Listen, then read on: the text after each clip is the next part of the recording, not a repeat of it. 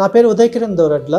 నేను అవని fertility and ఆండ్రాలజీలో senior ఎంబ్రియాలజిస్ట్గా చేస్తున్నాను. నేను ఈరోజు మీతో సెమన్ యొక్క హైపర్ విస్కాసిటీ కండిషన్ గురించి డిస్కస్ చేస్తాను.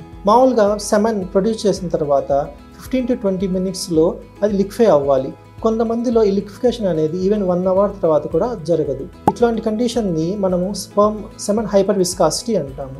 ఈ హైపర్ విస్కాసిటీ అనేది ప్రోస్టేట్ గ్లాండ్ కానీ సెమినల్ వెసికల్ హైపో ఫంక్షన్ వల్ల వచ్చేదానికి ఛాన్స్ ఉంటుంది. ఇంకొక కాజ్ ఏంటంటే ఇన్ఫెక్షన్స్ వల్ల కానీ high level presence of leucocytes ఉండడం వల్ల కానీ ఈ హైపర్ విస్కాసిటీ అనే కండిషన్ వచ్చేదానికి అవకాశాలు ఉంటుంది. ఈ హైపర్ విస్కాసిటీ వల్ల స్పర్మ్ మొటిలిటీ తగ్గినందువల్ల న్యాచురల్ కండిషన్లో ప్రెగ్నెన్సీ రావడం అనేది కొంచెం తక్కువగా ఉంటుంది. ఈ హైపర్ విస్కాసిటీ అనేది ఆక్సిడేటివ్ స్ట్రెస్ వల్ల కానీ కొన్ని జెనెటిక్ కండిషన్స్ వల్ల కానీ కూడా వచ్చేదానికి అవకాశం ఉంది. దీనికి ట్రీట్మెంట్ ఏంటంటే ఈ హైపర్ విస్కాసిటీ ఉన్న స్పర్మ్ శాంపిల్ని ఐవీఎఫ్ విక్సీ ద్వారా కొన్ని ప్రత్యేకమైన పద్ధతుల ద్వారా ప్రాసెస్ చేయడం వల్ల ఈ విస్కాసిటీని తగ్గించి మనము ట్రీట్మెంట్ సక్సెస్ఫుల్గా చేయొచ్చు.